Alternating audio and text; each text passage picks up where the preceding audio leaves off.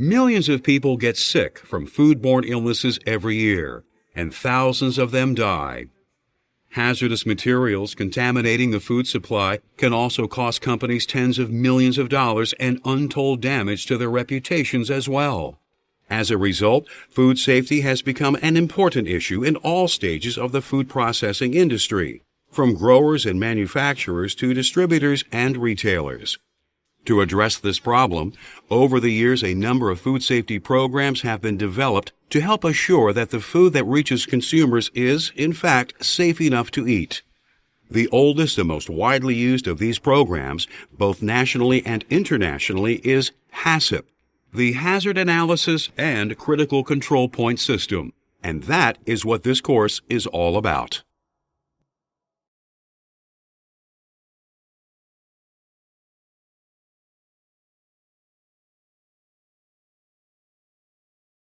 If you work in any facet of the food industry, it's important to have a clear understanding of the HACCP, Hazard Analysis and Critical Control Points Food Safety System. HACCP was created in 1958 to ensure that the food America's astronauts would be eating was safe for them to consume and is based on a set of NASA's engineering principles. Now the U.S. Department of Agriculture and the Food and Drug Administration either require or recommend that HACCP be used by companies in every segment of the food processing industry and encompass all elements of the food chain, including growing, harvesting, processing, manufacturing, distribution, as well as retailers such as grocery stores and restaurants. Before HACCP, food inspection generally relied on the senses, sight, smell, and touch to detect potential hazards. And the most thorough inspections were typically done after the fact, when the product was ready to go out the door or actually be eaten. HACCP makes this activity proactive, using an approach that focuses on prevention and risk analysis. It is a continuous process, with adjustments being made as things change within the food processing environment. HACCP employs 7 principles to first determine what hazards food may be susceptible to as it is grown, processed, and handled, and at what points these hazards can be eliminated or controlled. The system then defines how to monitor these control points to make sure that they are working effectively, correct any problems that surface, and finally verify and document what has occurred. HACCP is used to control 3 types of food safety hazards: biological hazards, such as viruses and bacteria like E. coli, Listeria, and Salmonella; physical hazards, such as broken glass, metal fragments, and pieces of plastic; and chemical hazards, such as cleaning solutions, pesticides, mismeasured food additives, and even allergens like peanut dust. Before starting to develop a HACCP plan, it's important to understand what HACCP does and doesn't do. HACCP addresses food safety by focusing on the processes that the food is going through, such as cooking and refrigeration, and what could create hazards within these processes. What it doesn't do is address environmental issues, such as good manufacturing practices, GMPs, or hygiene standards.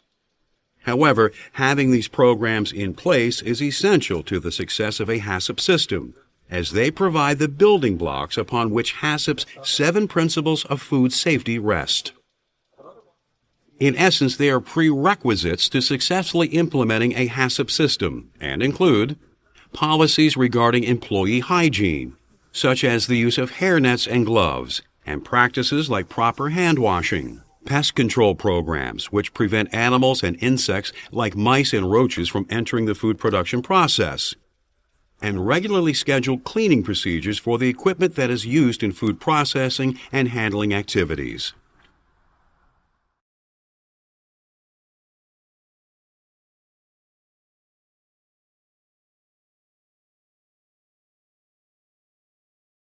There are 5 steps that should be followed in creating a HACCP plan, all of which focus on gathering the resources and information that the planning process needs. The first is to assemble the HACCP team and begin to construct a HACCP manual.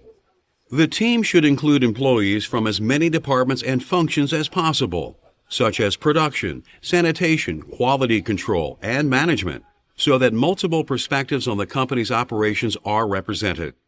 One of the team members should be formally trained in the HACCP system. The team will not only be responsible for creating the HACCP plan, but for implementing and maintaining it as well. So members' names and contact information should be documented in the manual. The second step in the planning process is to fully describe the products that the HACCP plan will address. Description should include things such as recipe and formulation information, if there is any, packaging materials that are used with the products, the conditions under which the products should be stored and their expected shelf life, as well as distribution considerations and the potential for damage in transport. The third step in preparing a HACCP plan is to identify the intended use of the products and who will be consuming them. Any special use considerations should be included, such as glucose-free products being used by consumers who are glucose intolerant. It can often be productive to group products into categories where food safety considerations will be similar and could include animals that are slaughtered, other raw product, food that will be thermally processed or otherwise heated, and so on. Next, a flow diagram should be created, showing the steps that the food will go through as it is being processed and handled. This should include every step that is in direct control of the facility, from initially receiving and storing the food and associated materials to packaging and shipping it out and stocking or serving it. If the environment is a food processing plant, it can also be helpful to create a plant schematic that shows where each of the processing steps occur and how product, people, and waste move within the facility. The fifth and last step in creating a HACCP plan is to verify that the flow diagram is accurate. An initial pass at this can be done by having all members of the HACCP team review the diagram and note any comments and questions that they have. Once these are reconciled, a physical walkthrough should be conducted as a final verification. The best test of the diagram can often be to have the walkthrough done by someone outside of the team who is not familiar with how the diagram has been created and has no preconceptions as to how things should work.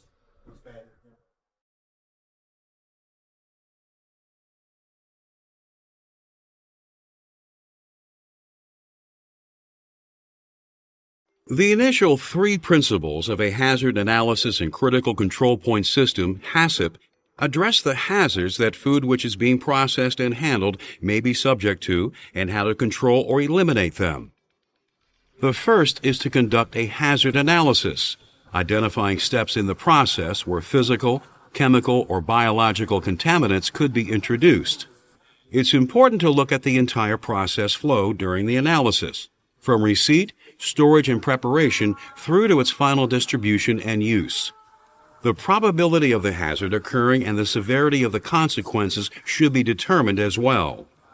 After a thorough review is completed and potential hazards are identified, a list of potential control measures should be assembled. Control measures are actions that would prevent, reduce, or eliminate the hazards. After the hazard analysis is completed, the second principle in the HACCP system can be applied, identifying critical control points, CCPs, where the control measures can be taken. These can be actions such as testing the food for metal fragments, heating it to kill bacteria, or refrigerating it to prevent spoilage. Considerations in this step include determining whether the CCPs can be monitored and how they will be documented. It's important to remember that a CCP may not be located where the hazard occurs, but could be later in the process. The third principle in the HACCP system is to establish critical limits for each of the control points that have been identified. These are maximum and/or minimum values that will enable a hazard to be effectively controlled. For example, if a critical control point is the refrigeration of a food product, its critical limit might be a range of 36 to 41 degrees Fahrenheit. Cooking a hamburger could have 2 control points for destroying potential bacteria, its cooking time and temperature. Once the hazards that food being processed may be subject to and how to control or eliminate them are addressed, The remaining principles in the system then focus on four things: how to monitor these control points to make sure that they are working effectively, what must be done to correct any problems that surface, and finally to verify and document what has happened, both with the plan itself and any problems that occur.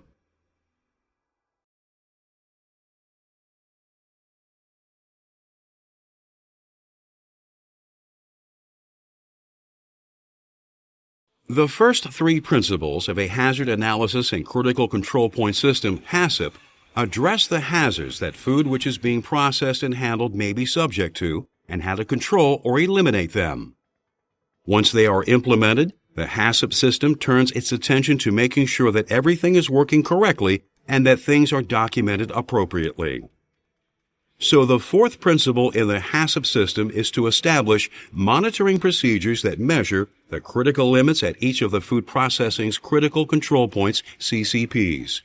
These procedures should describe how the measurements will be taken, when the measurements are to be taken, the time of day or within the process, how frequently the measurements should be taken, and who is responsible for taking the measurements. Hopefully, the monitoring process will confirm that all is going well. However, as we all know, at times things can go wrong. When the monitoring procedures do detect a problem, the HACCP system's fifth principle, establishing corrective actions, comes into play.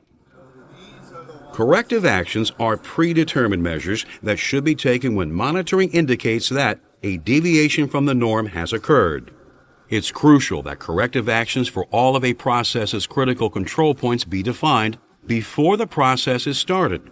This must be a proactive, not a reactive activity. Corrective actions must address regaining control of the process, locating and segregating any affected product, determining if affected products should be disposed of and how that should be done, how to prevent a recurrence of the problem, and documenting the problem and the actions that were taken to correct it. Common corrective actions include things such as adjusting a thermostat to the correct temperature, reheating or recooking a product, and discarding a product that has spoiled. The sixth principle in the HACCP system is to establish verification procedures, which confirm the validity of the HACCP plan, verifying that it is complete and effective in achieving the desired safety outcomes. These procedures need to be utilized on an ongoing basis and revisited any time that something in the food processing or its handling changes. Activities that can be incorporated in the verification procedures include conducting periodic audits of the overall plan, as well as the critical control points and critical limits, reviewing records of problems and their corrective actions, checking instrument calibrations, and product testing. The seventh and final principle in the HACCP system is record keeping. Its focus is to prove that the food in your facility has, in fact, been produced and handled safely. Records must be complete and accurate and include information on virtually everything within the facility's HACCP plan and its execution, such as the members of the HACCP team, product descriptions, hazard analysis, flow diagrams, and critical control points and their limits. Records must also be kept for any corrective actions that have been taken, verification procedures that are being used, changes that have been made to the HACCP plan over time, and even the record-keeping process itself. Lastly, the plan needs to specify who is responsible for maintaining the records, how long they should be kept, and where they are stored.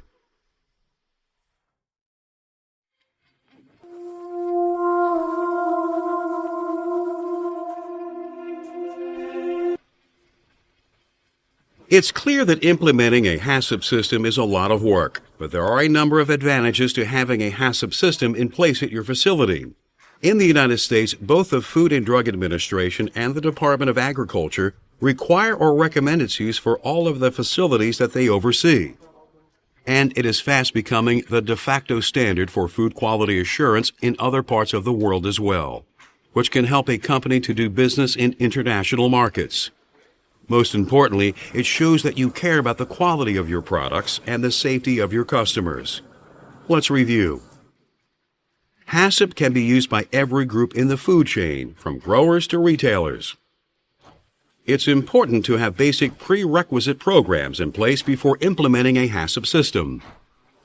Establishing critical control points and their critical limits are key to a HACCP plan. The first area HACCP focuses on is creating a safe food processing and handling environment. HACCP's other emphasis is on maintaining that environment and documenting everything about it. Now that you know more about how HACCP works and why it is important to your company, you can do your part to help keep the food that you work with safe for everyone who eats it.